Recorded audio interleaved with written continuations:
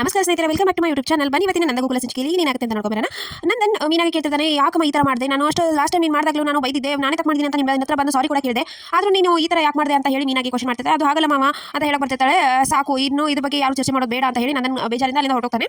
ಆಮೇಲೆ ಎಲ್ಲರೊಬ್ಬೊಬ್ಬರಿಗೆ ಹೋಗ್ತಾರೆ. ಆಮೇಲೆ ಅಡುಗೆ ಮನೆಯಲ್ಲಿ ಗಿರ್ಜಾ ಇರ್ತಾಳೆ. ಇವಾಗ ಮೀನಾಗಿ ಅಮ್ಮ ಬಂದು ಗಿರ್ಜನ ಮಾತಾಡ್ತಾರೆ. ಅತ್ತೆಯಿಂದ ಯಾಕೆ ಈ ಥರ ಮಾಡಿದ್ರಿ? ನಿಮಗೆ ನನ್ನ ಹತ್ರ ಎಲ್ಲನೂ ಹೇಳ್ಕೊತಿದ್ರಿ, ಈ ಥರ ಯಾಕೆ ಮಾಡಿದ್ರಿ? ನಿಮಗೆ ನಾನು ಲಾಸ್ಟ್ ಟೈಮ್ ಈಗ 2 ಸರಿ ಆದಾಗ ಬೈದಿದ್ದು ಎಲ್ಲ ಗೊತ್ತಿದೆ ನಿಮಗೆ, ಆದರೂ ನೀವು ಈ ಥರ ಮಾಡ್ತಿದ್ರ ಅಂತ ಇಬ್ಬರು ನಾನು ಅನ್ಕೊಂಡಿದ್ದಿಲ್ಲ ಅಂತ ಗಿರ್ಜಾ ಬಯಸಟ್ನ. ಅದು ಹಾಗಲ್ಲ ಅತ್ತೆ ಅಂತ ಹೇಳಕ್ ಹೋದ್ರು.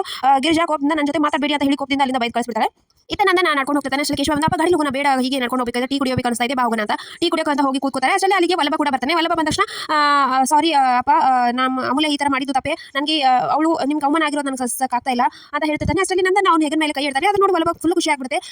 ಆಮೇಲೆ ಕೇಶವ ಕೂಡ ಬಂದು ಹೌದು ಅಪ್ಪ, ಮೀನಾ ಈ ಥರ ಮಾಡ್ತಾಳೆ ಅಂತ ನಾನು ಅನ್ಕೊಂಡಿದ್ದಿಲ್ಲ ಅಂತ ಹೇಳ್ತಾರೆ. ಆವಾಗ ಇದು ಮೀನಾ ಹಾಗೆ ಅಮ್ಮದು ತಪ್ಪಲ್ಲ ಕಣೋ, ನನಗೆ ಅವಮಾನ ಆಗ್ಬೇಕು ಅನ್ನೋದೇ ಇದೆ ನನ್ನ ಜನ್ಮದಲ್ಲಿ, ಯಾವಾಗಲೂ ಅವಮಾನ ಆಗ್ತಾನೆ ಇರುತ್ತೆ, ಅದು ನನ್ನ ಇದು, ನನಗೆ ಬಿಟ್ಬಿಡ್ರಿ ನನ್ನ ನೋವನ ಅಂತ ಹೇಳಿ ನನ್ನ ತುಂಬ ಬೇಜಾರಿಂದ ಹೇಳ್ತಾನೆ. ಇತ್ತ ಪ್ರಿಯಾ ಅವ್ರ ಅಮ್ಮನಿಗೆ ಕಾಲ್ ಮಾಡಿ ಎಲ್ಲನೂ ಹೇಳಿರ್ತಾರೆ. ಹೌದಾ, ಈಗ ಆಯ್ತಾನೆ ನಿಂದು ಒಂದೆರಡು ಮಾತಿದ್ದಾನೆ ಒಗ್ಗರಿತರ ಚಿಟಪಟ ಸಿಡಿಕೆ, ನೀನು ಹೇಗೆ ಮಾತಾಡ್ತಿದ್ದಾನೆ ಎಲ್ಲನೂ ನನಗಂತೂ ತುಂಬ ಖುಷಿ ಆಗ್ತಾ ಇದೆ ಅಂತ ಹೇಳ್ತಾರೆ.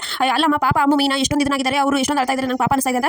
ನೀನು ಪಾಪ ಅನ್ಕೊಂಡು ಈ ಥರ ಆದರೆ ನಿನ್ನ ಬಿಟ್ಟು ಅವ್ರನ್ನ ಬಿಟ್ಟು ನಿನ್ನೆ ಇಡ್ತಾರೆ ನೋಡು, ನಾಳೆ ನಾನು ಬರ್ತೀನಿ ಆಧಾರ್ ಕಾರ್ಡ್ ಇಸ್ಕೊಂಡು ಹೋಗ್ತೀನಿ ಅಂತ ಹೇಳ್ತಾರೆ. ಸರಿ ಆಯ್ತು ಮಾತಾಡಿ ಪ್ರಿಯಾ ಹೇಳ್ತಾಳೆ. ಆಮೇಲೆ ವಲ್ಲಭ ಕೂತಿರ್ತಾನೆ. ಅಮ್ಮ ಬಂದು ಮಾತಾಡ್ಸಕ್ಕೆ ಬರ್ತಾಳೆ. ಅವಾಗ ಅಲ್ಲಿಂದ ಸಡನ್ ಆಗಿ ವಲ್ಲಭ ಕೂಡ ಸಿಟ್ ಮಾಡ್ಕೊಂಡು ಹೋಗ್ತಾನೆ. ಆಮೇಲೆ ಕೇಶವ ಕೂಡ ಫೋನಲ್ಲಿ ಮಾತಾಡ್ತಿರ್ತಾನೆ. ಮೀನಾ ನಾನು ಈ ಥರ ಮಾತಾಡಬೇಕು ಅಂತ ಹೇಳಿದ ತಕ್ಷಣ ಅವನು ಕೂಡ ಅಲ್ಲಿಂದ ಹೋಗ್ತಾನೆ. ಆಮೇಲೆ ಇಬ್ರು ಬಂದು ರಕ್ಷಾ ಅಡುಗೆ ಮನೆ ಇರ್ತಾರೆ. ರಕ್ಷಣಾ ಮಾತಾಡ್ಸ್ಬಿಡ್ತಾರೆ. ಆದರೂ ಅವಳು ಮಾತಾಡ್ತಾ ಹೋಗ್ತಾಳೆ. ನೀನಾದ್ರು ಮಾತಾಡ್ಸಂತ ಅಮೂಲ್ಯ, ನೀನು ಬಂದ ತಕ್ಷಣ ನಮ್ಮ ಮನೆ ನೆಮ್ಮದಿ ಎಲ್ಲ ಹಾಳಾಗೋಯ್ತು, ಅದಕ್ಕೆ ನೀವು ಮೇಲೆ ಗೌರವ ಆಯಿತು, ಆದರೆ ನೀವು ಈ ಥರ ಮಾಡ್ತಿದ್ದೀರಾ ಅಂದ್ಕೊಂಡಿರಲಿಲ್ಲ, ನನ್ನ ಜೊತೆ ಮಾತಾಡಬೇಡಿ ಅಂತ ಹೇಳಿ ಅವಳು ಅಲ್ಲಿಂದ ಹೊರಟೋಗ್ತಾಳೆ. ಐತೆ ನನ್ನ ಬೇಜಾರಿಂದ ಕೂತಿರ್ತಾನೆ. ಅದೇ ಸುಂದರ ಬಂದು ಭಾವ ಬನ್ನಿ ಹೋಗೋಣ ಮನೆಗೆ ಅಂತ.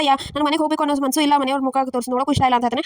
ಹೌದು ಅಮ್ಮ ಹಾಗೆ ಮೀನಾ ಮಾಡಿರೋದು ತಪ್ಪೇ, ಆದರೆ ಅವರು ಆ ಥರ ಆಗುತ್ತೆ ಅಂತ ಅವ್ರಿಗೆ ಗೊತ್ತಿತ್ತು, ನಮ್ಮ ಮನೆಯವ್ರು ಗೊತ್ತಲ್ವಾ ನಿಮಗೆ, ನಮ್ಮನ್ನಂದ್ರು ಇಷ್ಟಿದ್ರೆ ಇಷ್ಟು ಮಾಡ್ತಾರೆ ಅಂತ ಹೇಳ್ತಾನೆ. ಅವಾಗ ನಾನು ನಿನ್ನೆ ಹನುಮಂತ ಹತ್ರ ಮಾತಾಡ್ತಿದ್ದೀನಿ, ನನ್ನ 3 ಸೊಸೆಯಂದ್ರು 3 ನನ್ನ ಗರಿಗಳಿದ್ದಾಗ ಅವರೇ ನನ್ನನ್ನು ಅವಮಾನ ಮಾಡಿಬಿಟ್ರು ಇವತ್ತು ಅಂತ ಹೇಳಿ ನನ್ನ ಬೇಜಾರಿಂದ ಹೇಳ್ತಾನೆ. ಆಮೇಲೆ ಮೀನಾ ಅಮ್ಮ ಇಬ್ರು ಬೇಜಾರಿಂದ ಮಾತಾಡ್ಕೊತಿರ್ತಾರೆ. ಮನೆಯವ್ರು ಯಾರು ನಮ್ಮ ಜೊತೆ ಮಾತಾಡ್ತಾ ಇಲ್ಲ, ನನ್ನಿಂದ ಅಕ್ಕ ನಿಮಗೂ ಈ ಥರ ಆಗೋಯ್ತು ಅಲ್ಲ, ಕೇಶವನ ನಿಮ್ಮ ಜೊತೆ ಮಾತಾಡ್ತಿಲ್ಲ ಅಂತ ಹೇಳ್ತಾರೆ. ಅದು ಹಾಗಲ್ಲ ಕಣೆ, ಮನೆಯವರು ಯಾರು ನಮ್ಮ ಬಗ್ಗೆ ನಮ್ಮದೇ ಪರಿಸ್ಥಿತಿ ಅರ್ಥ ಮಾಡ್ಕೊಳ್ಳಿ ಅಂದ್ರೆ ಯಾರು ಅರ್ಥ ಮಾಡ್ಕೊತಾರೆ? ಅವರೆಲ್ಲ ಹೋಗ್ಲಿ ಬಿಡು, ಅತ್ತೆ ಏನಾದರೂ ಅತ್ತೆಗೆ ಎಲ್ಲನೂ ಗೊತ್ತು, ಅತ್ತೆ ಯಾಕೆ ನಮ್ಮನ್ನು ಅರ್ಥ ಮಾಡ್ಕೊತಿಲ್ಲ, ಅವ್ರು ಯಾಕೆ ಅರ್ಥ ಮಾಡ್ತಿದ್ದಾರೆ ಅಂತ ಅಮ್ಮ ಮೀನಾ ಹೇಳ್ತಾರೆ. ನೀನೇನೇ ಅದು ಸ್ಟ್ರಾಂಗ್ ಆಗಿರಬೇಕು ಅಂತ ಅಮ್ಮಗೆ ಮೀನಾ ಹೇಳ್ತಾರೆ. ಸೊ ಇಷ್ಟೇ ಇವತ್ತಿನ ಸಂಜೆಗೆ ವಿಡಿಯೋ ಇಷ್ಟ ಆಯ್ತು, ಸಬ್ಸ್ಕ್ರೈಬ್ ಮಾಡಿದ್ರೆ ಮರಿಬೇಡಿ. ನೆಕ್ಸ್ಟ್ ವ್ಲಾಗ್, ಬಾಯ್.